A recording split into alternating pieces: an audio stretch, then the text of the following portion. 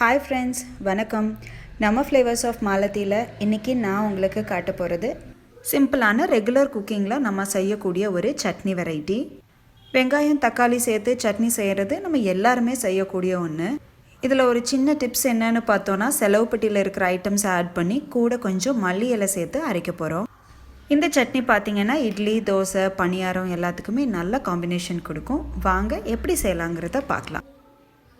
ஒரு கடாயை சூடு பண்ணிவிட்டு 2 டேபிள் ஸ்பூன் எண்ணெய் ஆட் பண்ணிக்கோங்க. எண்ணெய் நல்லா சூடானது ஒரு செலவுப்பட்டி மட்டும் நம்மளது எடுத்து வச்சுக்கலாம். அதில் இருக்கிற பொருளே இதுக்கு போதுமானதாக இருக்கும்.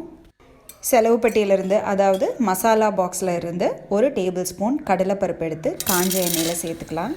கூடவே 1 டீஸ்பூன் உளுத்தம்பருப்பு, உடச்ச வெள்ளை உளுத்தம்பருப்பு, இல்லை அப்படின்னா நீங்கள் கருப்பு உளுந்து கூட சேர்த்துக்கலாம்.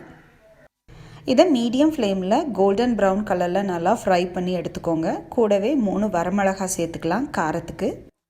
சட்னிக்கு தேவையான ஒரு பெரிய வெங்காயத்தை தோல் உரித்து நல்லா டைசஸாக கட் பண்ணி இதில் ஆட் பண்ணிக்கலாம்.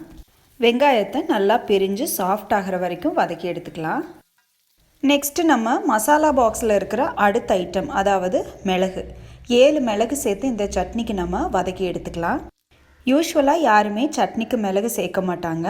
ஆனால் இந்த மாதிரி சட்னி, சாம்பார் எல்லாம் தாளிக்கும் போது மிளகு சேர்த்துட்டோன்னா உடம்புக்கு ரொம்ப நல்லது.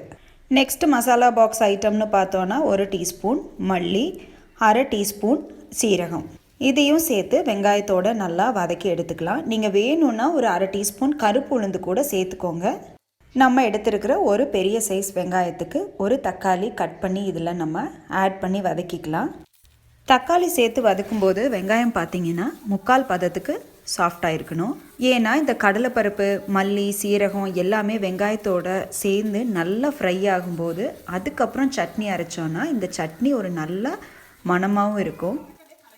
தக்காளி சாஃப்ட் ஆனதுக்கப்புறம் நம்ம கட் பண்ணி வச்சுருக்கிற ஒரு கைப்பிடி அளவு கொத்தமல்லி இலையை இதில் போட்டு ஃப்ரை பண்ணி எடுத்துக்கலாம். நீங்கள் இரும்பு கடாயில் இந்த சட்னிக்கு வதக்குறீங்க அப்படின்னா நீங்கள் மல்லி இலை போட்ட உடனே ஸ்டவ் ஆஃப் பண்ணிடுங்க.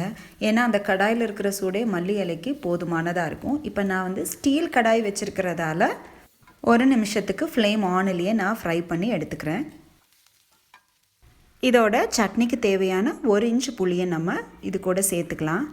இதையும் சேர்த்து நல்லா வதக்கி விட்டுட்டு கொத்தமல்லி எல்லாம் லைட்டாக சுருங்கினதும் ஸ்டவ் ஆஃப் பண்ணிக்கலாம். இந்த வெங்காயம் தக்காளி எல்லாம் நல்லா ஆறுனதுக்கப்புறம் ஒரு மிக்சர் ஜாரில் இதை ட்ரான்ஸ்ஃபர் பண்ணி கூடவே ஒரு 1/2 டீஸ்பூனுக்கு கல்லுப்பு சேர்த்து இந்த சட்னியை நம்ம அரைச்சி எடுத்துக்கலாம். இந்த சட்னி அரைக்கிறதுக்கு நம்ம தண்ணி சேர்க்க வேண்டாம், தேவைப்பட்டால் சேர்த்துக்கலாம்.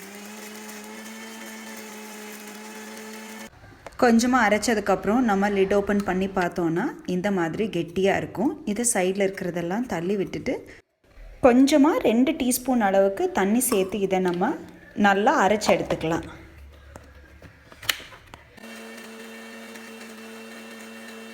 சட்னி அரைக்கிறதுன்னு பார்த்தீங்கன்னா கோர்ஸாக இல்லாமல் நல்லா ஃபைனாக இந்த மாதிரி அரைச்சி எடுத்துக்கோங்க.